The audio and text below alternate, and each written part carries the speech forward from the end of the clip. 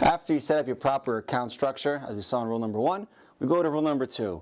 And we want to make sure that you capture the value the traffic adds, that it actually adds to your business, okay? So you might have an e-commerce business or a lead generation business.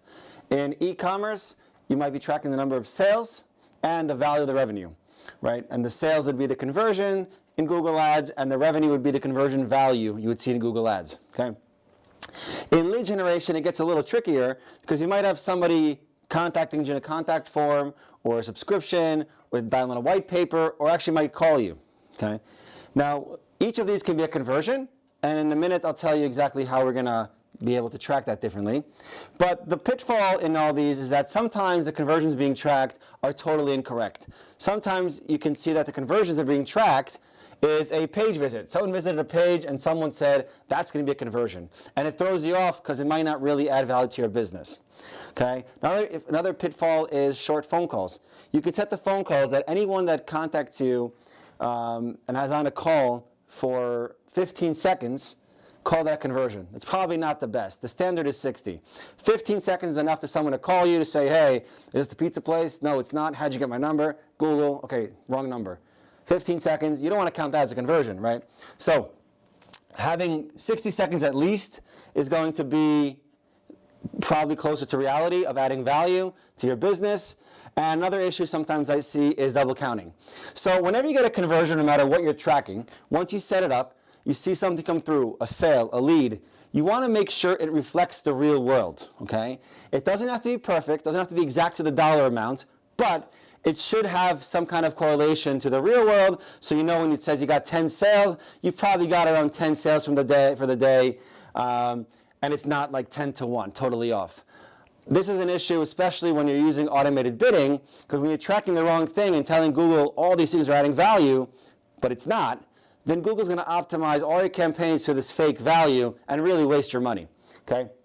Now, when it comes to lead generation, you might have different conversion points that are worth different things for you. Maybe if someone uses a contact form, that's pretty good. You want to call that 100. Just put a number, let's say 100 for now, and let's say a phone call is worth 10 times that much because someone's getting the call with you. You can call that 1,000, right, in the conversion value, assign a value to it. Someone's subscription to like an newsletter or something, right? Maybe not worth as much, maybe 25 you can assign to it. And then a white paper download, a little better qualified, maybe you want to call that 50. Whatever's relevant to your business. But if you assign values to this, then you can optimize the campaign and account towards maximizing conversion value.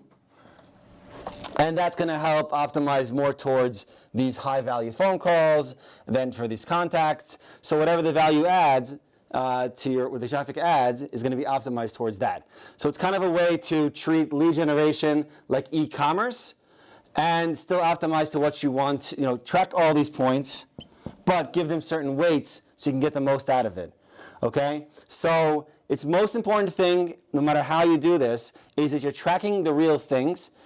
And the first thing we do whenever we set up tracking, we get the first lead, we call the client to shoot them an email and saying, hey, did you get this lead? Was it good? And only when it's good, we know we can optimize towards it. If it was not good, why was it not good? Based on feedback, we optimize the campaign structure, the account, and we figure that out, we troubleshoot. Only when you consistently know that the conversions that you're seeing in Google Ads is accurate, I mean it reflects what value you're getting in the real world, only then can you start optimizing the campaigns and keywords and accounts, which is the next rule we'll get into. But this is fundamentally important to be effective. Hope this helps.